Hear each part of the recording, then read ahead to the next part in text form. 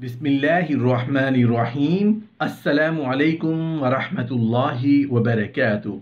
नहमदुहु व नुसल्ली अला रसूलिहिल करीम। अम्मा बाद। 7 ऐसी जगह हैं जहां हमें सिर्फ बिस्मिल्लाह नहीं बल्कि पूरी बिस्मिल्लाहिर्रहमानिर्रहीम पढ़ना भी होगा, और अगर लिख रहे हैं तो पूरा ही लिखना होगा। मोहतरम नाजरीन, बहुत सारे उलमा, मुहद्दिसीन और कुरान का इल्म रखने वाले लोगों का यही मानना है कि बिस्मिल्लाह या बिस्मिल्लाहिर्रहमानिर्रहीम पढ़ना या लिखना दोनों का मतलब एक ही है और इंसान को पूरा सवाब मिल जाता है। मोहतरम नाजरीन, ऐसी 7 जगह जहां हमें पूरी बिस्मिल्लाहिर्रहमानिर्रहीम पढ़नी और लिखनी चाहिए, वो भी हम आपके साथ आज की इस वीडियो में शेयर करने लगे हैं। लेकिन उससे पहले हम बिस्मिल्लाहिर्रहमानिर्रहीम पढ़ने के फजीलत के मुतालिक बताए देते हैं। बिस्मिल्लाहिर्रहमानिर्रहीम पढ़ने से काम में बरकत, रिज्क में वुसअत, मामलात में आसानी, मुश्किलात से निजात, परेशानियों से छुटकारा, अल्लाह ताला की रहमत और रब्बुल इज्जत की कुर्बत नसीब होती है। और बिस्मिल्लाह का वजीफा करने वाला मुसलमान अल्लाह रब्बुल आलमीन के इस कदर करीब होता है कि उससे ज्यादा कुर्ब का तसव्वुर भी नहीं किया जा सकता। बिस्मिल्लाहिर्रहमानिर्रहीम की बरकत भी बड़ी अजीब व गरीब चीज है। ये बरकत वो चीज है जो किसी गिनती में नहीं आती। कोई मीटर इसकी पैमाइश नहीं कर सकता, कोई आला इसको नापने के लिए ईजाद नहीं हुआ। बरकत के मायने ये हैं कि थोड़ी सी चीज में ज्यादा काम निकल आए, और बेबरकती के मानी ये हैं कि बहुत सारी चीज है लेकिन उसमें फायदा नहीं हो रहा। देखो कितने लोग हैं जो थोड़े वक्त में बहुत सा काम कर लेते हैं। थोड़ा खाना है लेकिन पेट भर गया, थोड़ी सी नींद की लेकिन इंसान का बहुत सी सैराबी हासिल हो गई। और बहुत से लोग हैं जो बहुत सा खाना खाते हैं लेकिन उससे फायदा हासिल नहीं कर सकते। इसको कहते हैं बेबरकती। तो जब बिस्मिल्लाहिर्रहमानिर्रहीम पढ़ा तो तुम्हारा राब्ता उसने अल्लाह ताला के साथ जोड़ दिया, और अब जो काम करोगे उसमें बरकत भी होगी। सबसे पहली जगह जहां बिस्मिल्लाह नहीं बल्कि पूरी बिस्मिल्लाहिर्रहमानिर्रहीम पढ़नी और लिखनी होगी। रसूलुल्लाह सल्लल्लाहु अलैहि वसल्लम ने 7 ऐसी जगह हैं जहां पूरी बिस्मिल्लाहिर्रहमानिर्रहीम लिखी भी है और पढ़ी भी है और हुक्म भी दिया। आप सल्लल्लाहु अलैहि वसल्लम ने सूरतुल फातिहा से पहले बिस्मिल्लाह नहीं बल्कि बिस्मिल्लाहिर्रहमानिर्रहीम पढ़ा है। सैयदना अबू हुरैरा रज़ियल्लाहु अन्हु रिवायत के रावी हैं, रसूलुल्लाह सल्लल्लाहु अलैहि वसल्लम ने फरमाया, जब तुम अल्हम्दुलिल्लाहि रब्बिल आलमीन पढ़ो तो तुम बिस्मिल्लाहिर्रहमानिर्रहीम पढ़ा करो। ये उम्मुल कुरान है, ये उम्मुल किताब है। ये 7 बार पढ़ी जाने वाली आयत है, और बिस्मिल्लाहिर्रहमानिर्रहीम उन 7 आयत में से एक आयत है।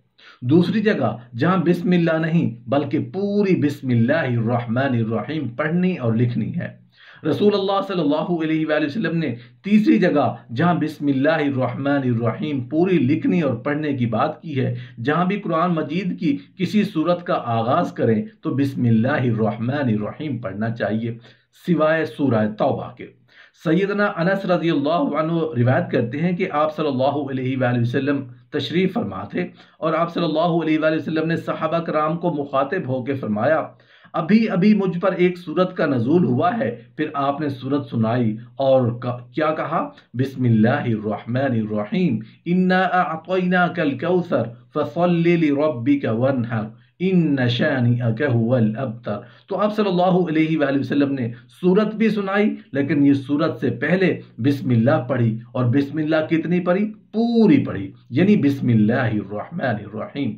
तीसरी जगह जहां आपको बिस्मिल्लाहिर्रहमानिर्रहीम पूरी पढ़नी चाहिए, जब आप कुरान मजीद की एक सूरत को ख़त्म करके दूसरी सूरत का आगाज़ करना चाहते हैं, सिवाय सूरह तौबा के, तो आपको बिस्मिल्लाहिर्रहमानिर्रहीम पढ़नी चाहिए।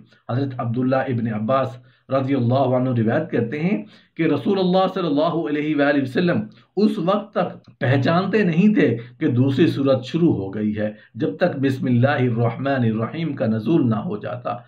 तो हर नई सूरत के आगाज में जब भी हम एक सूरत ख़त्म करके दूसरी सूरत शुरू करने जाते हैं तो अल्लाह के रसूल सल्लल्लाहु अलैहि वसल्लम भी बिस्मिल्लाहिर्रहमानिर्रहीम नाज़िल होती तो आप पहचान जाते कि पहली सूरत पूरी हो गई है। اب نئی صورت کا آغاز ہو گیا ہے۔ چوتھی جگہ جہاں آپ کو بسم اللہ الرحمن الرحیم پوری پڑھنی اور لکھنی چاہیے۔ رسول اللہ صلی اللہ علیہ وآلہ وسلم نے خط بھی جب لکھا تو وہاں 786 نہیں لکھا، بسم اللہ نہیں لکھا، بلکہ کیا لکھا؟ بادشاہ روم کو خط لکھا ہے، بسم اللہ الرحمن الرحیم پوری لکھی ہے۔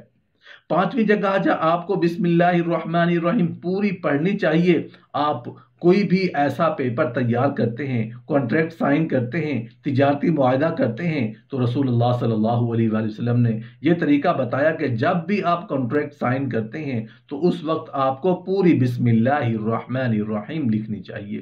چھٹی جگہ رسول اللہ صلی اللہ علیہ وآلہ وسلم نے جب غیر مسلمز کو دعوت دی ہے، باوجود اس کے کہ اللہ کا نام ہے، لیکن آپ نے دعوت دیتے وقت پوری بسم اللہ الرحمن الرحیم لکھ کے بھجوائی ہے۔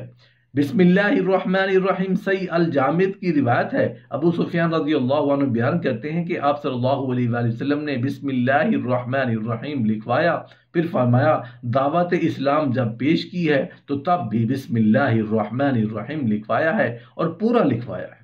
ساتویں جگہ رسول اللہ صلی اللہ علیہ وآلہ وسلم نے اگر کسی قبیلے کو امان دی ہے، جب معاہدہ ہوتا ہے، جیسے آپ نے مدینہ میں جا کے یہودیوں سے معاہدہ کیا، آپ صلی اللہ علیہ وآلہ وسلم جب معاہدہ کرتے، کسی کو امان لکھ دیتے، تب بھی بسم اللہ الرحمن الرحیم پوری لکھ کے دیتے۔ بسم اللہ کی برکت، فضائل اور اس کے اثرات و ثمرات کو سمجھنے کے لیے اس بات کو نوٹ کر لیجئے کہ شیطان لعین کو بسم اللہ سے بڑی ضد ہے، عداوت ہے، دشمنی ہے، کیونکہ جہاں بسم اللہ پڑھی جائے گی وہاں برکات کا نزول ہوگا، وہاں رحمتیں اتریں گی، سکون و اطمینان حاصل ہوگا، گناہ معاف ہوں گے، جہنم سے آزادی کا اعلان ہوگا، جنت کے دخول کی بشارت سنائی جائے گی، اور یہ ساری چیزیں ابلیس کے لیے تو موت کا پیغام ہے۔ اس لیے شیطان جب کسی کو بسم اللہ پڑھتے ہوئے دیکھتا ہے تو روتا ہے، پیٹتا ہے، چیختا ہوا وہاں سے بھاگ کھڑا ہوتا ہے، اپنے سر پر مٹی ڈالتا اور بسم اللہ کی برکت والی سرزمین سے دور چلا جاتا ہے۔ بسم اللہ ایک ایسی متبرک، مقدس اور عظیم تر آیت کریمہ ہے کہ اسے اللہ تعالیٰ کی طرف سے نہ صرف نبی آخر الزماں محمد الرسول اللہ صلی اللہ علیہ وآلہ وسلم کی ذات گرامی پر 100 سے زیادہ بار نازل فرمایا، بلکہ ابو البشر حضرت آدم علیہ السلام رسولوں پر بھی اور اس کا نزول ہوا اور انہیں بھی بسم اللہ کی برکات سے مستفید کیا گیا۔ چنانچہ داماد مصطفیٰ حضرت علی المرتضیٰ رضی اللہ عنہ روایت کرتے ہیں کہ امام الرسل حضرت محمد الرسول اللہ صلی اللہ علیہ وآلہ وسلم نے ارشاد فرمایا، یعنی سب سے پہلے یہ آیت مبارکہ یعنی بسم اللہ الرحمن الرحیم حضرت آدم علیہ السلام پر نازل ہوئی تو انہوں نے فرمایا میری اولاد جب تک اس کی قرات و تلاوت کرتی رہے گی عذاب سے محفوظ رہے گی۔ سبحان اللہ۔ گویا کہ انسانیت کے باپ حضرت آدم علیہ السلام نے اپنی تمام ذریت و اولاد کو عذاب سے محفوظ رہنے کا جو نسخہ اور طریقہ بتلایا وہ بسم اللہ کا وظیفہ ہے۔ جو بسم اللہ پڑھتا رہے گا وہ اللہ تعالیٰ کے عذاب سے بچتا رہے گا۔ جس طرح کسی کام کے آغاز میں بسم اللہ نہ پڑھنا اسے بے برکت، منحوس اور ناتمام بنا دیا، اسی طرح جس کام کی ابتدا میں بسم اللہ پڑھ لی جائے اس کام میں برکت ہی برکت ہے۔ اور یہ بات بھی ذہن نشین کر لیں کہ بسم اللہ الرحمن الرحیم اللہ تعالیٰ کا محبوب ترین وظیفہ ہے، اسے جہاں بھی پڑھا جائے وہاں خیر و برکت اور رب کی رحمت کا نزول ہوتا ہے اور اللہ تعالیٰ اس کام کو بعافیت پایا تکمیل تک پہنچا دیتا ہے۔